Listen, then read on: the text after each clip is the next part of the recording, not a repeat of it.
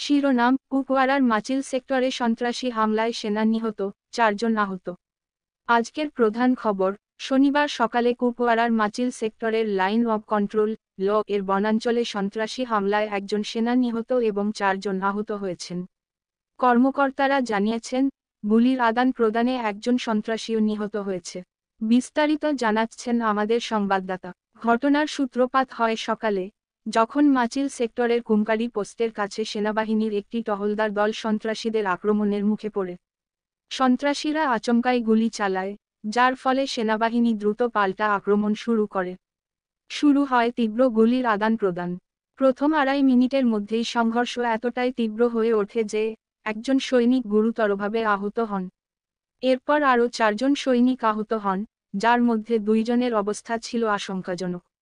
সেনাবাহিনী সূত্রে জানা যায়, সন্ত্রাসীদের সঙ্গে এই গুলির বিনিময় চলাকালীন একজন সন্ত্রাসী নিহত হয়।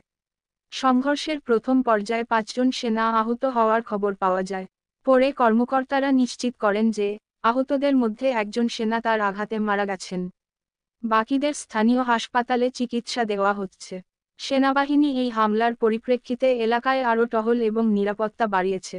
অধিকর্তারা জানিয়েছেন যে উত্তর কাশ্মীরের ত্রেহগাম সেক্টরের কুমকারি পোস্টের কাছে এই গুলির বিনিময় হয়েছিল।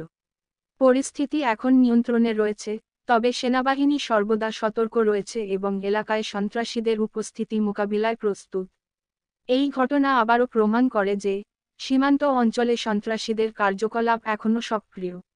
সীমান্ত সুরক্ষা নিশ্চিত করতে এবং সন্ত্রাসীদের মোকাবিলায় সেনাবাহিনী সর্বদা প্রস্তুত রয়েছে। এখনই পর্যন্ত এই খবর। পরবর্তী আপডেটের জন্য আমাদের সাথেই থাকুন।